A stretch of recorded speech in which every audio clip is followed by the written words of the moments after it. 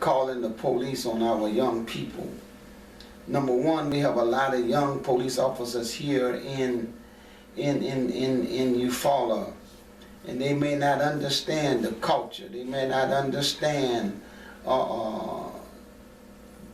the young blacks. They may not understand that. They may not. They may that. And plus, I don't want the first encounter between our minority community and the police to be something negative. To be something negative. I called late last night. I called home late last night, and I had a chance when I was growing up.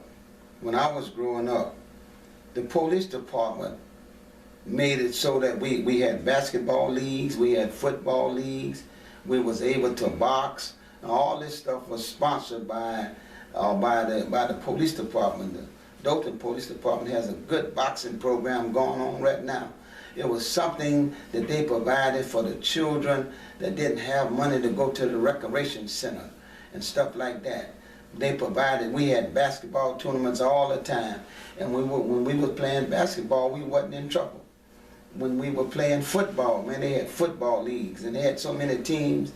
And I remember that, and I called home sometimes just to refresh my mind to make sure that I'm right. But all this was sponsored. And then what happened, things began to grow so fast. The relationship between the community and the police was so good that this thing spread it. And so they went to the city council. So the city council and the police department was sponsoring programs for children. That's how I grew up. I don't know what was happening here in Eufaula. I didn't grow up here in Eufaula. And then we don't have county commissioners because we don't have counties. We have parishes. So we had parish police jurors who was equal. But anyway, all these people got involved. All of the elected officials got involved, and they worked with the police department. And man, we had some fine recreation department, and that kept those kids off the street at night. That kept them off the street at night. And then that was respect for the police, and the police in turn had respect for us. The police had respect for the young black children, and the young blacks had respect for the policemen. It was nothing to see the police pull up there in their unit, and the kids would all gather around talking to the police officers, and the police officer knew a lot of us by name, and I'm not saying nothing that I can't back up. And so we had a great relationship, and a lot of us was able to improve our talent, and was able to use our talent because of the things. So what I'm saying to us, and then I want to say this about the relationship between our young people and our senior citizens. Senior citizens should not be scared of our young folks. They should not be scared of our young folks. Young folks ought to have more respect for our senior citizens than for them to live in fear. It troubles my heart to think that we got some senior citizens that have dedicated their life to life. And now they're in the latter stage of their life, and they're scared. They're scared to even go on their porch. Something wrong. And I think the main thing is that there's a lack of communication between the young people and the senior citizens, for lack of a better term. And I think that somebody needs to be there to start a conversation. And I'm praying that these groups that I'm going to be working with, that we do that.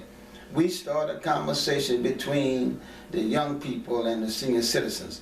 Now, young people, you got to understand that the senior citizens go to bed at 6 o'clock. And the senior citizens got to understand that young folks don't go to bed at 6 o'clock. So if you're saying that the young people are keeping you awake, well then we need to talk. We need to talk, and we need to be able to put those young people somewhere where they can use their energy.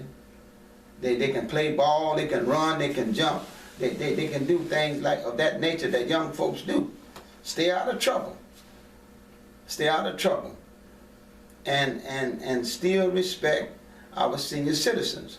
Now there should be a buffer there. There should be an area where the children can play and the senior citizens still can get their sleep. There should be no need to call the police on our young children. There should be no need to do that. And the way to avoid that is that when the police come down there, they're coming down there to participate. You know, a lot of times the police would be on break, man, and they'd come and they'd take their break, whatever, 15, 20, 30 minutes, whatever they had. They'd come there and take their break and sit around with us. And I've even seen them shoot marbles with us and, you know, throw the ball around. And a lot of those officers were coaches on these teams and taught us how to play softball and how to play baseball and how to properly throw a football and how to properly catch. I mean, a lot of these cats were so talented that they could teach us a lot of things, and they did, on duty and off duty. When you recognize, when you went to the store, you recognize the officers, and you call them Officer so and so, Officer Shepherd, how are you today? Officer whoever you are. And the police, the teachers, and the preachers were very much respected in every community, very much respected in every community. And that was happening because they built that trust. So we have got to be concerned about our young people. And I'm dedicating myself, you know, for those of us who are above age. It ain't nothing we can do. Ain't nothing we can do for each other. You know, you don't want nobody to do nothing. And so I'm dedicating all my time and all my effort to these young people and young adults that we might be able to make a difference. Because if a difference is going to be made, it ain't going to be made by those of you who are already set in your ways. Those of you who've been doing the same thing you've been doing for years and years and don't want to change. That's not where the difference is going to be made. The difference is going to be made in those young people that's coming behind us. They're going to be better than us. And the way they're going to be better than us, we're going to instill something in them. You know, I was talking last week to somebody, and I said that if we just would instill in them young people what was instilled in us. See, we didn't become liars until we got grown. When we was growing up, we wasn't liars. We didn't become mean until we got grown. When we was growing up, we wasn't mean. Some of y'all might have been, but the most of us was not mean when we was growing up. We just got that way when we got grown. But when we was under the instructions of our, and God knows we need our senior citizens. God knows we need, you'd be surprised at some of the things that Mr. Mott could share with some of these young folks. I don't want Mr. Mott to be afraid. I don't want Ms. Moselle to be afraid. I don't want them to be afraid. I want them to be able to share their life experiences with these young folks. Young folks, you need to slow down. You need to slow down.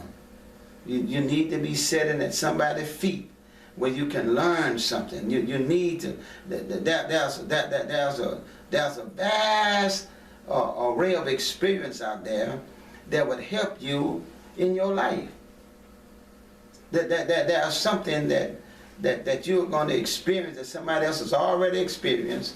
And if you just would take the time, young folks, and listen to them, or they'd help you. You need somebody to tell you about having a relationship with God. You know, I was thinking last week some of the things that we just do naturally. I wonder if anybody is teaching our young folks about, you know, something like brushing their teeth and combing their hair and taking care of their clothes and stuff like that.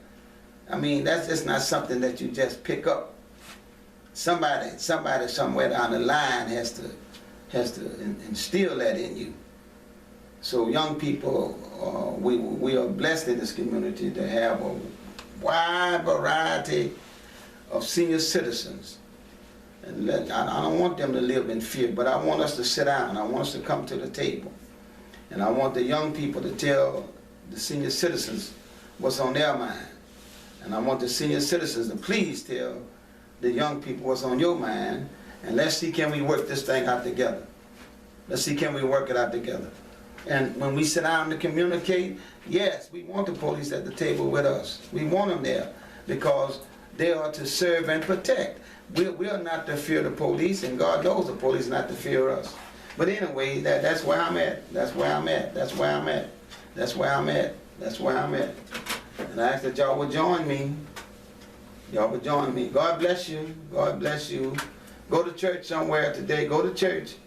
And the churches, I'm asking the churches to step up and let's save these young folks.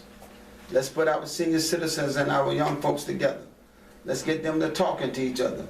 Let's invite our police to come in a pleasant situation where we shouldn't have to fear them. God bless you.